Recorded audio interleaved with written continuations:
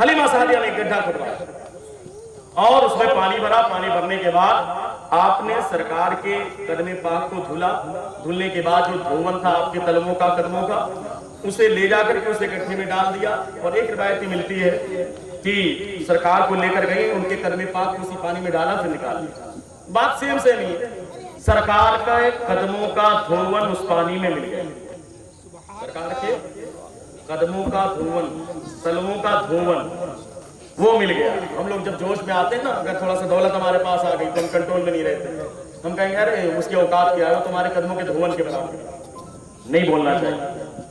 अल्लाह ने तुम्हें इज्जत दी है तो अल्लाह का शुक्र अदा। अल्लाह ने तुम्हें दौलत दी है तो अल्लाह का शुक्र अदा करो। अल्लाह ने तुम्हें इल्म दिया है तो अल्लाह का शुक्र अदा करो।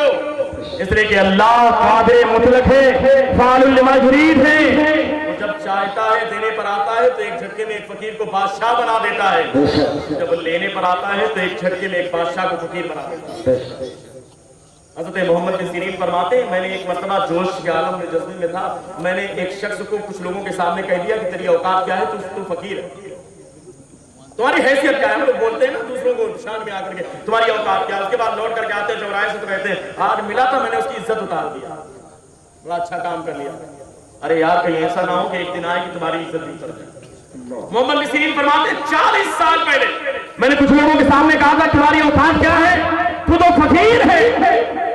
40 साल के बाद एक दिन ऐसा आया मेरी जिंदगी में कि अल्लाह ने मुझे फकीर कर दिया, मेरे पास 1 रुपए नहीं।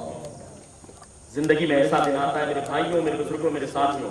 इसलिए अपनी शान, अपनी इज्जत को कंट्रोल में रखिए और जो है उस पर अल्लाह का शुक्र अदा कीजिए। इसलिए कि लेने वाला भी वो है, देने वाला भी।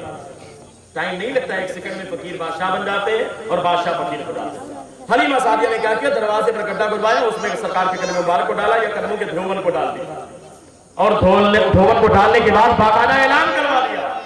अपने अंदाज में कहा है तो हलीमा सादिया ने बाकायदा बोर्ड लगवा दिया, डोंट डिस्टर्ब मी।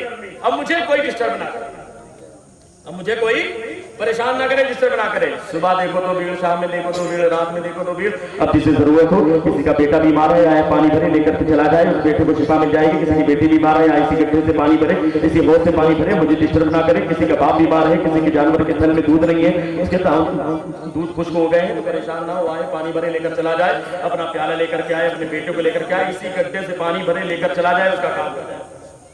काम होगा कि नहीं होगा? काम होगा कि नहीं होगा? 100% काम होगा। हमें हलीमा सादिया के दरवाजे पर हौस पर भीड़, जिसको देखो वो आए और आने के बाद पानी भरे लेकर जाए। अगर मरीज को पिलाए तो शिफा मिल जाए। अब शिफा मिलती जा रही है।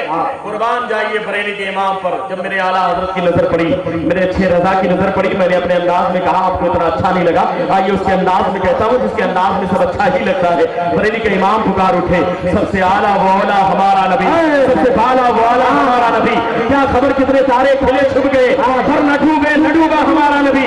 कौन देता है देने को चाहिए, देने वाला है सच्चा हमारा नबी। और जब बरेली के इमाम की नजर पड़ी, हलीमा सादिया के घर के सामने